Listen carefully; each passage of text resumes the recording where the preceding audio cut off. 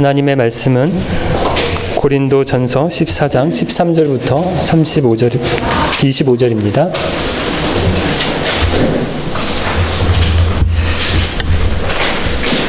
(14장) 13절부터 25절 말씀, 저와 여러분이 한 절씩 읽겠습니다. 이런 이유로 방언으로 말하는 사람은 자기가 말하는 것을 통역할 수 있게 해달라고 기도해야 합니다.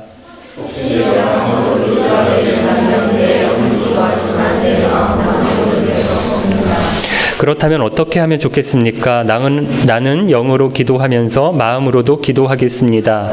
또 영으로 기도하면서 마음으로도 찬양하겠습니다.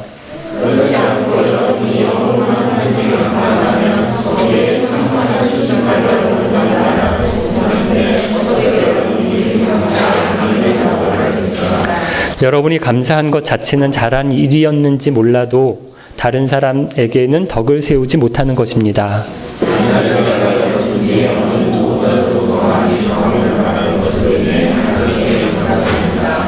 그러나 나는 교회에서 방언으로 10,000마디를 말하는 것보다 알아들을 수 있는 언어로 5마디를 말하기를 원합니다.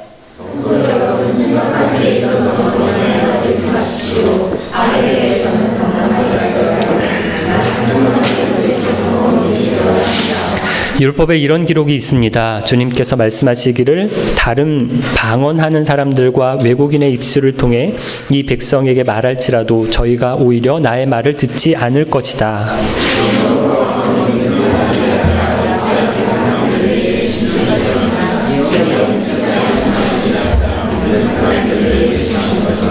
만일 모든 교회가 한자리에 모여서 저마다 방언으로 말한다면 깨달음이 적은 사람이나 믿지 않는 사람이 교회에 들어와서는 여러분을 정신 나갔다고 하지 않겠습니까?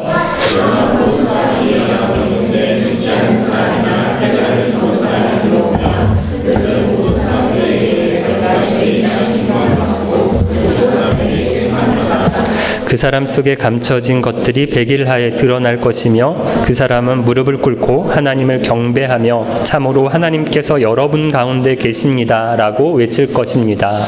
아멘. 바울이 은사에 대해서 이야기를 하고 있는데요. 고린도전서 13장을 통해서, 사랑장을 통해서 가장 높은 은사를, 어떤 은사라고 했습니까?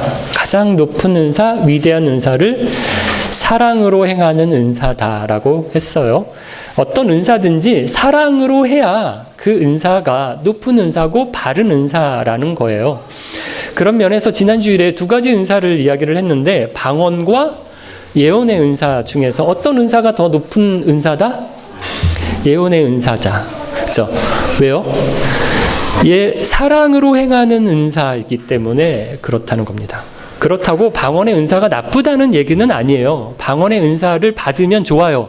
자기의 덕을 세우는데 유익하기 때문에 저나 여러분이나 받을 수만 있다면 방언을 하면 좋아요.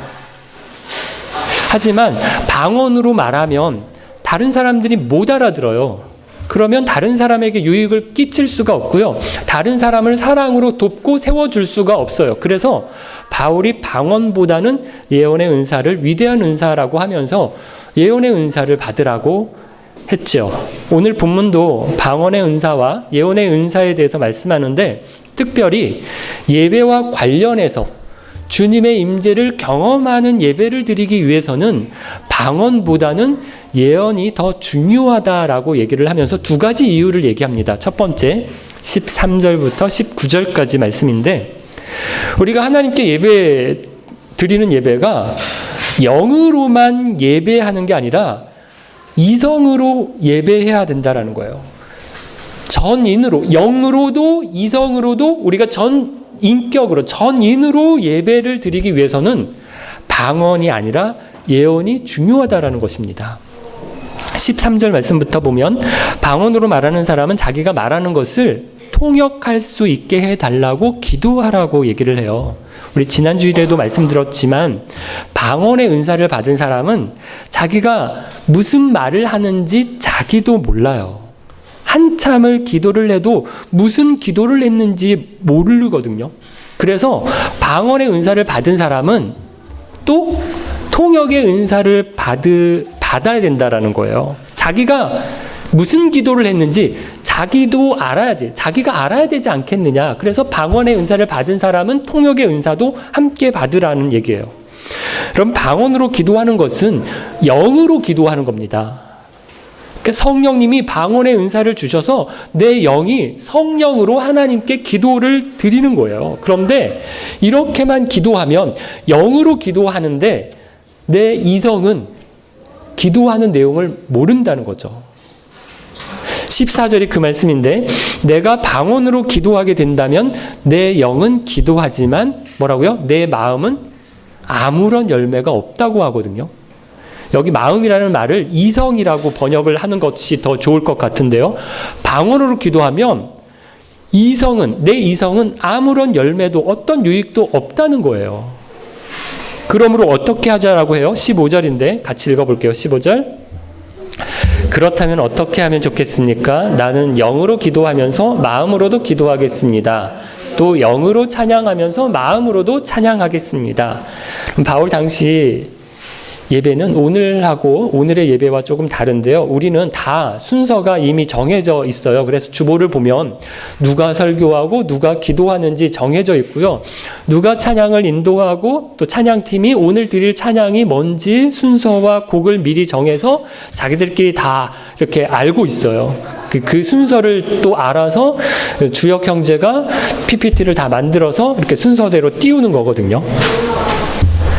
그런데 바울 당시에는 이렇게 구체적으로 순서와 사람들이 정해져 있지 않았어요. 큰 틀은 예배를 드리면 어떻게 큰 틀은 정해져 있어요. 그래서 모여서 같이 뭐부터 했어요? 밥부터 먹었죠. 그죠? 성찬부터 한 다음에 그 다음에 뭐 찬양하고 예배하고 그러니까 말씀 듣고 기도하고 이런 순서들이 있었을 거예요. 이런 큰 틀은 정해져 있었지만 교회에 지도자가 있고 사역자가 있어서 메인 설교를 그분이 하긴 했지만 다른 사람들 중에서도 나와서 말씀을 전할 수 있고요. 기도도 한 사람만 하는 게 아니라 자유롭게 여러 사람이 했던 것 같아요. 우리로 보면 주일 예배와 목장 모임이 이렇게 섞여져 있는 것 같은 형태였던 거죠. 그러니까 여러 사람이 같이 참여하는 예배를 드렸던 거예요. 그래서 기도하는 사람 중에 사전에 상의 없이 그리고 예고도 없이 즉석에서 기도하는 사람이 있는데 방언으로 기도를 하는 거예요. 찬양을 하는 사람 중에 알아듣는 찬양이 아니라 방언으로 찬양을 하는 사람이 있는 거예요. 알아들을 수 있는 말로 기도하고 찬양을 하는 사람도 있지만 방언으로 알아들을 수 없는 말로 기도하고 찬양하는 사람들이 있어요. 이러면 자기는 영으로 기도하고 찬양했지만 다른 사람들은 못 알아듣거든요. 이러면 바른 예배가 안 된다는 겁니다. 16절 감사도 마찬가지인데 우리가 목장에서 하는 삼나눔처럼 간증을 통해서 감사거리들을 나눠요. 그런데 방언으로 간증을 하는 거예요. 말을 하는 거예요. 그러면 거기에 참석한 사람 중에서 초신자들을 비롯해서 방언을 못 알아듣는 사람들은요, 아멘이라고 대답할 수가 없다는 것입니다. 그래서 17절 바울이 뭐라고 합니까? 여러분이 감사하고 간증하는 것 자체는 잘한 일이었는지 모르지만 다른 사람에게 덕을 세우는 것은 아니었다라고 얘기하는 거예요. 러시아에 살면서 좀 민망할 때가 있는데 공연이나 영화를 보러 가면 사람들이 어떤 장면에서 막 웃어요. 근데 저는 왜 웃는지 몰라서 옆에 물어보거든요. 뭔데? 이러면서 옆에 있는 사람을 귀찮게 할 때가 있는데 방언이 딱 그렇다는 거예요. 기도하고 찬양하고 감사하는 것이 다 예배 가운데 있는 거고요. 다 좋은 거잖아요. 그런데 그걸 방언으로 해요. 그러면 못 알아듣는 사람들이 생기고 그러면 하나님의 임재를 경험하는 예배를 드릴 수가 없다라는 거예요. 그래서 바울이 18절과 19절에 이렇게 결론을 내리는데 바울도 방언을 할 줄 알았어요. 방언의 은사를 받아서 어느 누구보다도 더 방언으로 말할 수 있다고 자부해요. 하지만 19절 같이 읽어볼까요? 그러나 나는 교회에서 방언으로 10,000마디를 말하는 것보다 알아들을 수 있는 언어로 5마디를 말하기를 원합니다.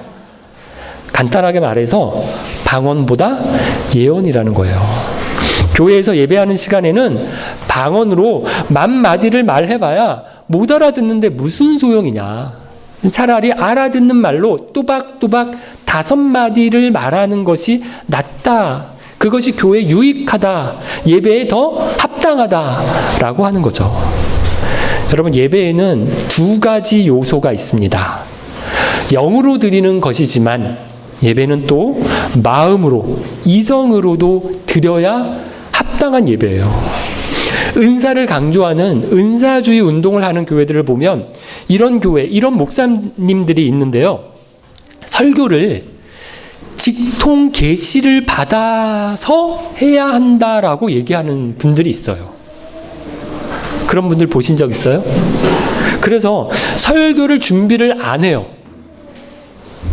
설교를 직통 계시를 받아서 해야 된다라고 생각을 하니까 준비를 하는 게 필요가 없는 거예요. 바로 받아서 설교를 하면 되는데 준비가 뭐가 필요하냐는 거죠. 그냥 기도만 하면 하나님께서 단에 오르시기 전에, 올라가기, 설교하기 전에 말씀을 주시는 거고요. 그 주신 말씀을 바로 전해야 설교라는 거죠. 그러니 이렇게 설교하는 분들은 당연히 원고가 없어요. 저처럼 원고를 쓰고 원고를 보고 하면 능력 없는 목사다. 이렇게 얘기를 하고요. 설교를 성령이 하도록 하셔야 하는데 사람이 하는 설교라고 해요. 그때 성령이 역사하셔야 되는데 원고에 묶여서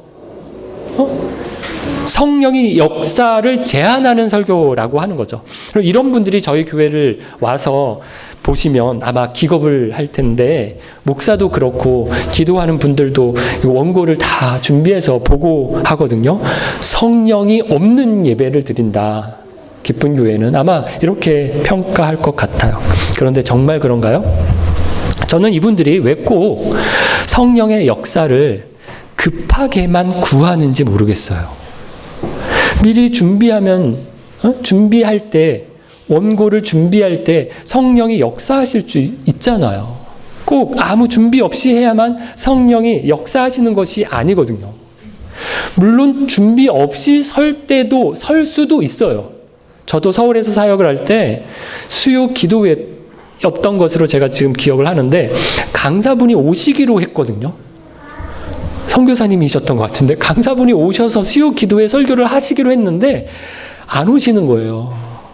시간이 됐는데도 안 오셔서 제가 그때 교육자들 중에서 가장 선임이라 제가 그냥 급하게 올라가서 설교를 했던 적이 있어요.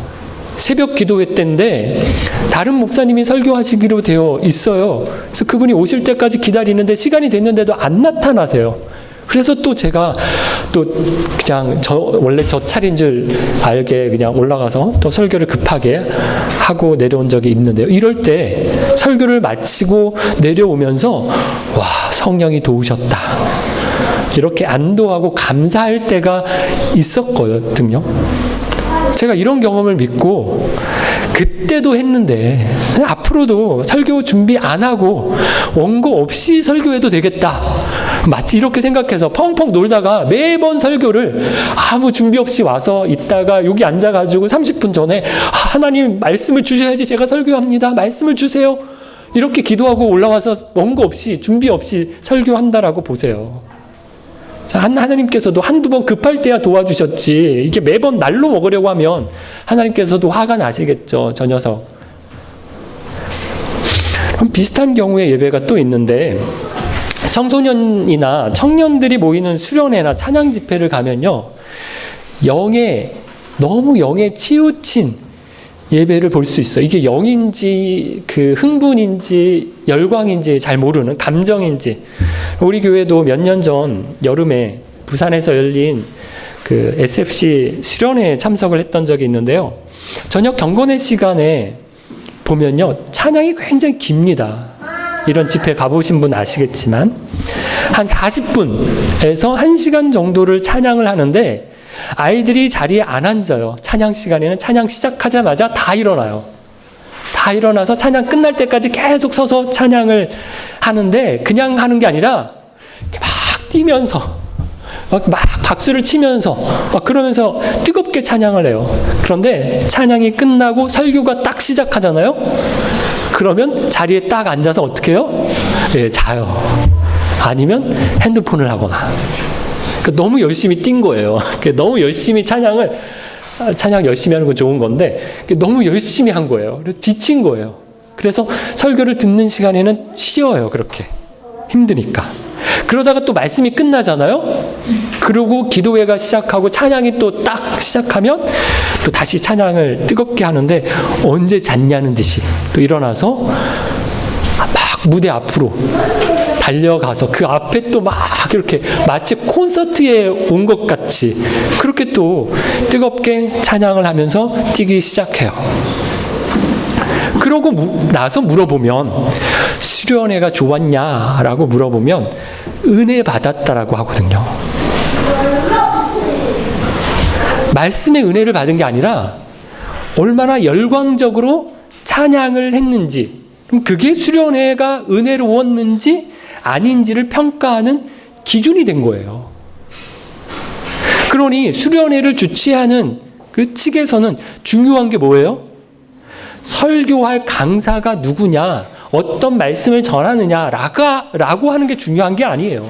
얼마나 말씀으로 도전하는지가 이게 중요한 게 아니라 어떤 찬양팀을 섭외해서 데려와야 하는지, 얼마나 앰프와 그 다음에 사운드가 빵빵한지, 얼마나 많은 악기들을 동원할지, 그럼 이게 중요한 것이 되었어요. 수련회 성패가 얼마나 사람들을 열정적이고 열광적으로 흥분시키는지가 되어버린 거예요. 물론 다 그렇다는 건 아니고요. 여러분, 이게 나쁘다는 것도 아니에요. 예배에 이런 영적인 요소, 또 감정을 자극하는, 또 뜨겁게 만드는 이런 요소들도 분명히 있어야 돼요. 찬양하고, 그죠? 그 눈물을 쏙 빼놓으면서 이렇게 감성을 자극하는 부분들도 예배 가운데 필요해요.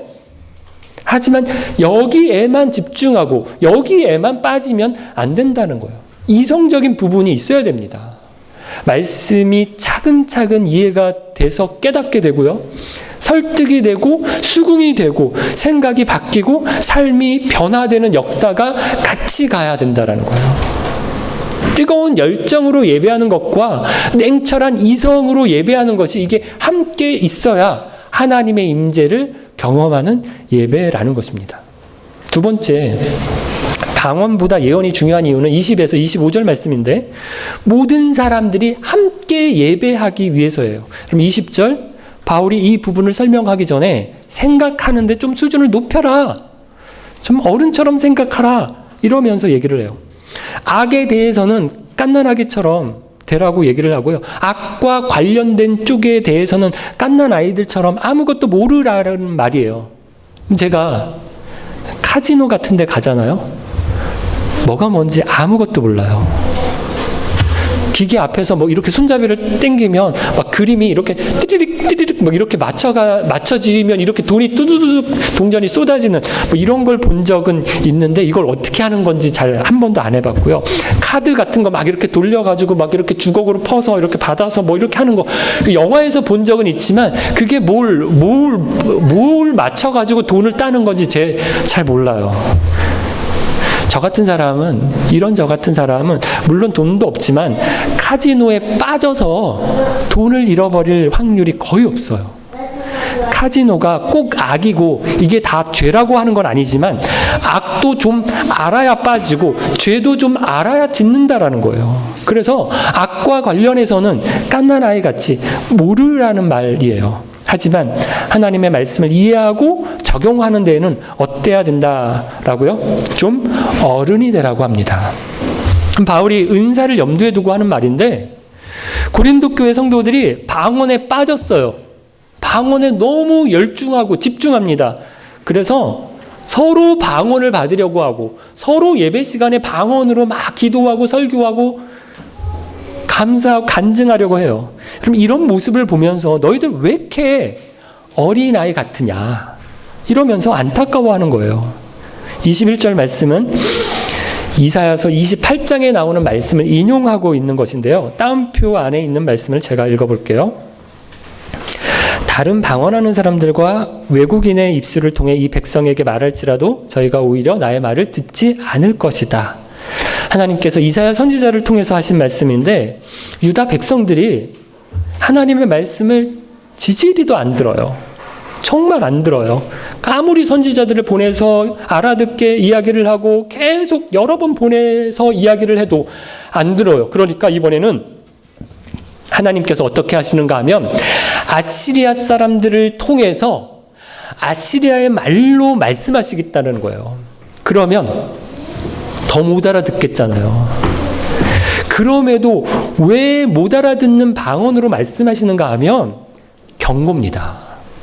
오죽하면 외국어로 방언으로 말씀하시겠냐라는 거예요.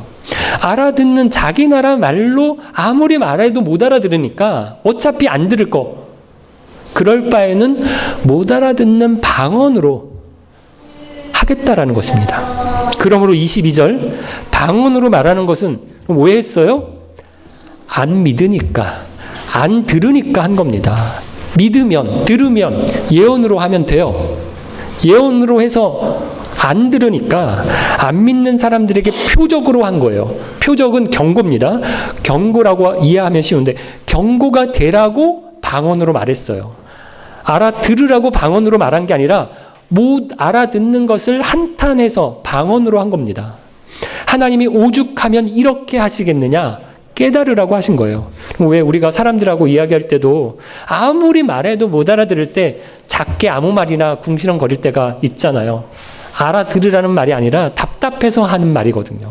그러니까 하나님께서 믿지 않는 유다 백성들에게 화가 나셔서 방언으로 말씀하신 겁니다. 그러니 23절 모든 교회가 한자리에 모여서 예배할 때는 어떻게 해요? 방언으로 말하지 말고 예언으로 하라고 하세요. 만일 방언으로 말해요. 그러면 어떨까요? 깨달음이 적은 사람이나 믿지 않는 사람이 교회에 와서 방언하는 것을 보면 여러분을 정신 나갔다고 하지 않겠느냐라는 겁니다. 여러분, 이 당시 예배에는 꼭 믿는 사람만 모인 게 아니에요. 안 믿는 사람들도 많이 왔어요. 저 사람들 뭐지? 이렇게 생각을 해서 왔어요. 좀 전에 우리 어린이 설교 영상에서 봤던 것처럼 보스 같은 사람, 나쁜 괴롭히는 사람이었잖아요. 그런데 써니를 보고 얘네 뭐지? 쟤 뭐지? 쟤 왜 저러지? 이렇게 생각해서 온 거예요. 예수 믿는 사람들에게 이런 것이 있었어요. 그래서 교회 한번 가볼까? 예배 한번 나도 가볼까? 이런 게 있었다는 거예요. 그런데 요즘은 이런 게 없고요. 오히려 반대예요. 믿는 사람들이 안 믿는 사람들보다 못 살 때가 많아서 어휴, 저런 것들 때문에 가고 싶어도 안 간다. 이런 경우가 더 많아요. 그래서 교회에 가서 보면요. 새로 오는 사람, 젊은 사람들은 교회에 거의 없고요. 다 오지 말라고 해도 다 와서 앉아있을 사람들만 이렇게 교회에 모였거든요. 안타까운 일이에요. 교회에 믿지 않는 사람들이 왔는데 사람들이 방언하는 것을 보면 저 사람들 미쳤나? 이러면서 다시는 교회에 안 올 거예요. 그런데 교회에 믿지 않는 사람들이 와서 예언하는 것을 들으면 어떻게 될까요? 24절에서 25절인데 네 가지를 말씀합니다. 다 같이 읽어볼까요? 24절, 25절. 그러나 모든 사람이 예언하고 있는데 믿지 않는 사람이나 깨달음이 적은 사람이 들어오면 그들은 모든 사람들에 의해 자기가 죄인이라는 책망을 받고 모든 사람들에게 심판을 받아 그 사람 속에 감춰진 것들이 백일하에 드러날 것이며 그 사람은 무릎을 꿇고 하나님을 경배하며 참으로 하나님께서 여러분 가운데 계십니다 라고 외칠 것입니다. 믿지 않는 사람이고요. 아직 깨달음이 적은 사람이에요.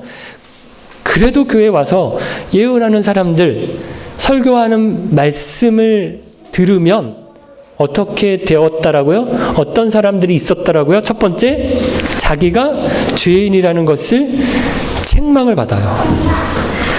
하나님 없는 세상에서는 아무리 깨끗하게 살았고요. 잘 살았어요. 다른 사람들과 비교해서는 내가 좀 더 착해 보였어요. 더 의로워 보였어요. 하지만 하나님 앞에 설 때, 하나님의 말씀 앞에 설 때 내가 죄인이라고 하는 사실을 깨닫고 책망을 받는다라는 거예요. 나는 사람 죽인 적 없어요. 그런데 예수님의 말씀을 들어보니까 미워하는 사람마다 사람을 죽인 거다라고 얘기하시고요. 나는 간음을 행한 적이 없어요.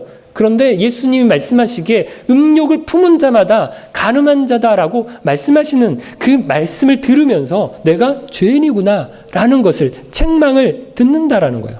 두 번째, 심판을 받는데 내가 죽어 마땅한 죄인인 것을 나만 알게 된 게 아니라 사람들 앞에 고백하게 돼요. 그래서 25절, 내 속에 감춰진 것들이 백일하에 드러나게 됩니다. 심판을 받아 죽어 마땅한 사람이라는 것을 알게 되는데 나를 대신해서 예수님이 심판받으셨다라는 것을 알게 되는 거예요. 그래서 세 번째, 그 사람은 무릎을 꿇고 하나님을 경배하게 되는데요. 예배를 보러 왔어요.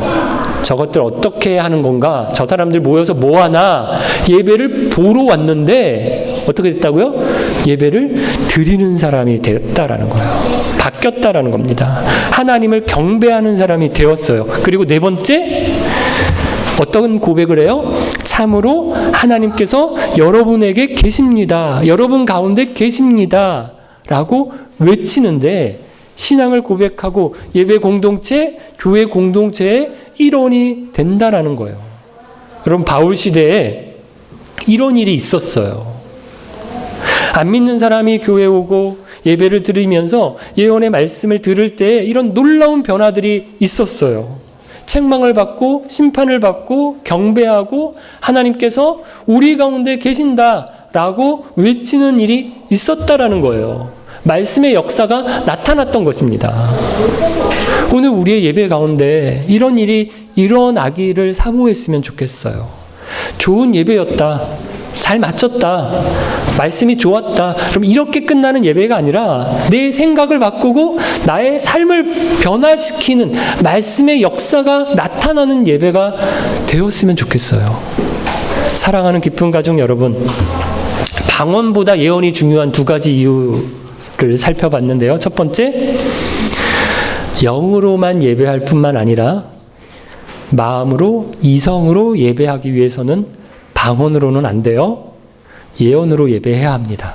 두 번째, 모든 사람이 다 알아듣고 함께 예배하기 위해서 잘 믿는 사람만 아니라 믿지 않는 사람, 아직 믿음이 어린 사람들도 같이 깨닫고 변화되기 위해서는 방언으로 하면 무슨 소리밖에 못 들어요? 미쳤다? 저 사람들 정신 나갔다? 라는 소리밖에 못 들어요. 예언으로 해야, 하나님의 말씀으로 해야 가능하다라고 했습니다. 오늘 우리 기쁜 교회의 예배는 어떤가요? 예배 시간에 방언하는 사람은 없어요. 그게 좋은 건지 나쁜 건지, 방언의 은사를 받은 분이 너무 없는 것 같아서 속상하기도 하지만, 방언을 예배 시간에 해서 예배가 혼란스럽거나 힘든 경우들은 없어요. 다 알아듣는 말로 오늘도 우리가 같이 찬양하고 기도하고 또 말씀도 듣고 있습니다. 그렇다고 해도 우리가 온전한 예배라는 표는 아니에요. 영으로, 이성으로, 우리가 전인으로 하나님을 예배하는가 이렇게 돌아보기를 바라고요. 예배를 통해서 특별히 말씀을 들을 때 나를 비롯해서 예배자들에게 변화가 있는가, 믿지 않는 사람들이 믿게 되고 믿음이 어린 사람들의 믿음이 자라나고 강해지는 일이 일어나고 있는가, 내 생각이 바뀌고 내 삶이 변화되는 역사가 있는가, 오늘 자신과 우리의 예배를 돌아보시기를 바랍니다. 우리 기쁜 교회는 하나님이 우리 가운데 계십니다 고백하는 예배를 드리는가를 돌아보시는데, 물론 말씀을 전하는 제가 제일 문제고 중요한 책임이라고 저도 생각해요. 하지만 나 자신도, 나도 예배자의 한 사람으로 나도 어떻게 예배를 해야 하는지 한번 돌아보시고 살피셔서 하나님의 임재를 경험하는 예배 드리시는 저와 여러분 되시기를 바랍니다. 같이 찬양 드리겠습니다.